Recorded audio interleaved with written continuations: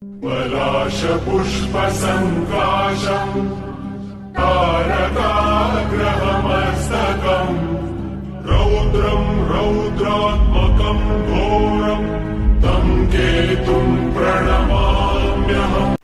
नमस्कार, मैं Mansi Tripathi. Welcome to my channel your astro friend Mansi से। आज मैं अब आपको बताने जा रही हूँ कि हमारे वैदिक एस्ट्रोलॉजी में 9 प्लैनेट्स होते हैं, मगर 2 प्लैनेट्स एक्स्ट्रा है जो है वो राहु और केतु हैं, जो मेलिफिक्स होते हैं। तो जो आज मैं केतु के विषय में आपसे बात कर रही हूँ। केतु एक मेलिफिक प्लैनेट है, बट ये बहुत आध्यात्मिक प्लैनेट भी है। ये आपको आध्यात्मिक तरफ भी ले जाता है, क्योंकि लाइफ में जब केतु की दशा अंतर्दशा आती है तो लाइफ में आपको ऐसी ऐसी चीज़ें आपको दिखाता है, ऐसे ऐसे मोड़ आपको दिखाता है, संघर्ष करवाता है कि आप ना चाहते हुए भी आध्यात्मिक बन जाते हैं, भगवान की तरफ विश्वास करने लगते हैं, मोल्ड हो जाते हैं उनकी तरफ। ये एक ऐसी दशा है। ये आपको सच्चाई दिखाती है। केतु की दशा ये आपको जीवन की सच्चाई, जो असली सच्चाई है, क्योंकि आप एक माया नगरी में आए हैं, पैदा हुए हैं, तो यहाँ की माया से आप इतने लिप्त हो जाते हैं, इतने लिप्त कि आपको जो सच्चाई है जीवन की, इस दुनिया की सच्चाई, इस अध्यात्म लोक की सच्चाई, वो नहीं समझ में आती है ऐसे लोग को। मगर जब केतु की दशा अंतर्दशा आती है तो लोग उस चीज़ को जानते हैं। इतने दुख मिलते हैं केतु की दशा में कि लोग ना चाहते हुए भी भगवान की तरफ मुड़ते हैं और सच्चाई जानना चाहते हैं, अपने को समझना चाहते हैं। क्योंकि कई लोग होते हैं वो अपने को ही नहीं समझते हैं कि वो क्यों इस जन्म में आए हैं, इस लाइफ में आए हैं, क्यों दोबारा जन्म लिया है उन्होंने, पिछले जन्म में क्या था क्या नहीं था, कुछ नहीं। मगर केतु की दशा में वो सब चीज़ें इनको अब स्वाभाविक रूप से आना शुरू हो जाती है। आप नहीं भी जाओगे तो केतु की दशा में ये सब चीज़ें आपको आएंगी। इंट्यूशन बढ़ जाती है इंसान की, आदमी समझने लगता है अपने को, अपने आसपास की चीज़ों को, क्यों उसके साथ ऐसा हुआ, क्यों नहीं हुआ, वो सब चीज़ें उसको आने लगती है। इंट्यूशन उसकी इतनी तेज़ हो जाती है। तो इसीलिए ये बहुत आध्यात्मिक प्लैनेट है। ये दशा मुझे बहुत पसंद है, क्योंकि इस दशा में आपको असलियत पता चलती है, सच्चाई जीवन की पता चलती है। तो केतु अलग अलग घरों में बैठ के अलग अलग प्रभाव देता है अपनी दशा अंतर्दशा में, और केतु अलग अलग भावों में बैठ के आपका व्यक्तित्व भी अलग अलग बनाता है, क्योंकि ये पास्ट लाइफ को आपकी दर्शाता है, पिछले जन्म को दर्शाता है।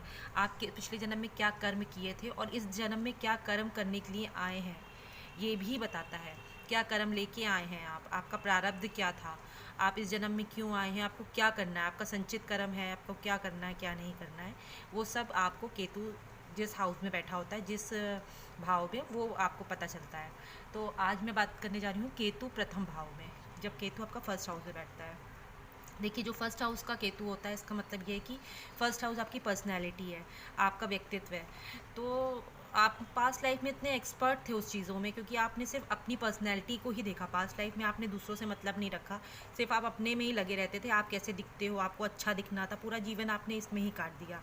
मे भी शायद ऐसे लोग सेलिब्रिटी हों पिछला बर्थ में अपने, या कुछ इस तरह के एक्टर एक्ट्रेसेस हों, या इस फील्ड में होंगी, मीडिया फील्ड में, कि उनको अपने व्यक्तित्व को ज़रूर था देखना, और उन्होंने पूरी लाइफ यही किया। आप बस अच्छा दिखना था इनको और अपने ऊपर ध्यान देना था। तो उस लाइफ में उन्होंने इतना एक्सपर्ट हो गए उस एरिया को, अपने को अच्छा दिखने के लिए, कि इस जन्म में ऐसे लोगों को बिल्कुल भी ध्यान नहीं होता कि वो कैसे दिख रहे हैं। वो बिल्कुल नहीं ध्यान देते हैं। कहते हैं ना, जैसे आपके पास कई सब्जेक्ट्स हैं, आप सब में एक सब्जेक्ट में आप बहुत एक्सपर्ट हो, तो आप उसमें ध्यान नहीं देते हो, लास्ट मोमेंट के लिए रखते हो कि यार ठीक है, एक बार नज़र मारेंगे, हो जाएगा मेरा। आप बाकी सब्जेक्ट्स देखते हो, आप उसको नहीं देखते हो, क्योंकि आप उसमें एक्सपर्ट हो। सिमिलरली आप पास्ट लाइफ में उसमें बहुत एक्सपर्ट थे, उस एरिया में अपने लुक्स को लेके बहुत एक्सपर्ट थे। आप बस उसी में ध्यान और पूरा जीवन उसी में लगाया कि आप दिखो, कैसे अच्छे दिखो, आपको दिखना है, आपको सोसाइटी में आपको नेम फेम लेना है, आपके लुक्स की वजह से आपको दिखना अच्छा है। तो इतना एक्सपर्ट हो गए, तो इस लाइफ में आपको अब कोई मतलब नहीं आप कैसे दिख रहे हो। ऐसे लोग बहुत बिखरे बिखरे से रहते हैं, इन्हें कैसे इनके बाल हैं, कैसे इनके लुक्स हैं, इनको कभी कुछ मतलब नहीं है। इनको पार्टीज़ में भी जाना है तो जो दे दोगे वो पहन के चले जाएंगे, कुछ नहीं देते हैं। मगर एक बात इनके में ये चीज़ होती है कि भले ही अपने पे ध्यान ना देते हो, मगर भगवान ने इनको कुछ ऐसा मेस्मराइजिंग लुक दिया है कि आप देखकर, एक बार इनको देखकर दोबारा ज़रूर देखोगे। कुछ ऐसा होता है इनमें।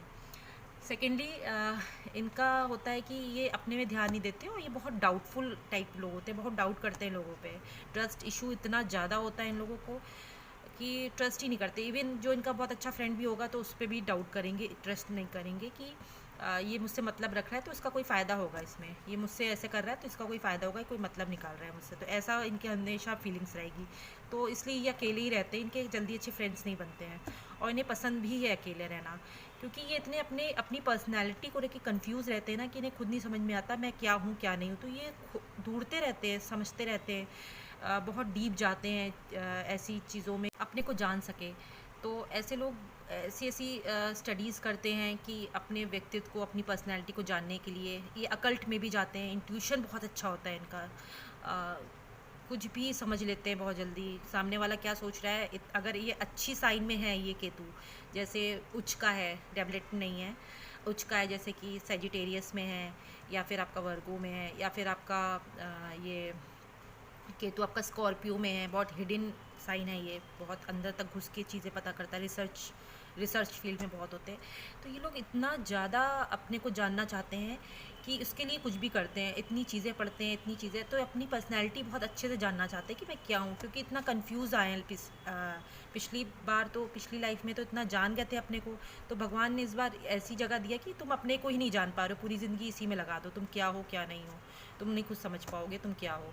तो पूरी लाइफ ये इसी में रहते हैं, इसीलिए ये सेकेंड हाउस, जो 7th हाउस होता है इनका अपोजिट, वो दूसरे लोगों का होता है, मतलब पहला भाव आपका खुद का होता है, और जो 7th हाउस होता है उसका अपोजिट वो बाहरी दुनिया का होता है। तो ये लोग बाहरी दुनिया की तरफ जाते हैं कि इनके अंदर इतने टैलेंट्स होते हैं ना कि लोग इनको बहुत प्रेज़ करते हैं, इनको हिडन टैलेंट्स देख के, उनको खुद नहीं मालूम इनके अंदर इतने टैलेंट्स हैं, तो लोग इनको बताते हैं। तो इसीलिए बाहरी दुनिया की तरफ भागते हैं लोग, बाहरी लोगों के पास जाते हैं कि लोग इनको बताएं कि आपके अंदर इतने टैलेंट्स हैं, आपके अंदर तो इतनी चीज़ें हैं, आपको तो कुछ नहीं पता, आप तो इतने ज़्यादा टैलेंटेड हो। तो ये दूसरों से जानना चाहते हैं अपने बारे में, क्योंकि ये खुद नहीं जान रहे हैं मैं क्या हूँ।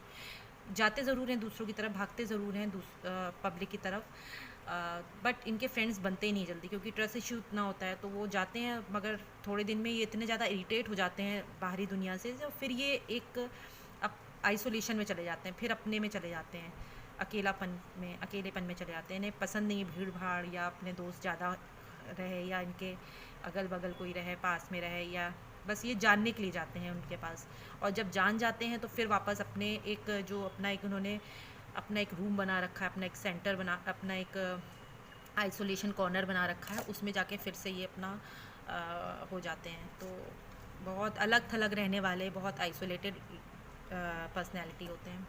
दूसरा, केतु फर्स्ट हाउस में होता है तो ये दर्शाता है कि आप अपने नाना की तरफ से कोई जन्मे इंसान है, मतलब आपके नाना साइड के कोई जो होगा, जो उसने रीबर्थ लिया है, ठीक है ना, रिक्रिएशन हुआ है उसका, उसने दोबारा जन्म लिया है, वो आपके नाना के साइड का है। मतलब आप अपने नाना के कोई नाना साइड के ही कोई इंसान है जो आपने रीबर्थ लिया है।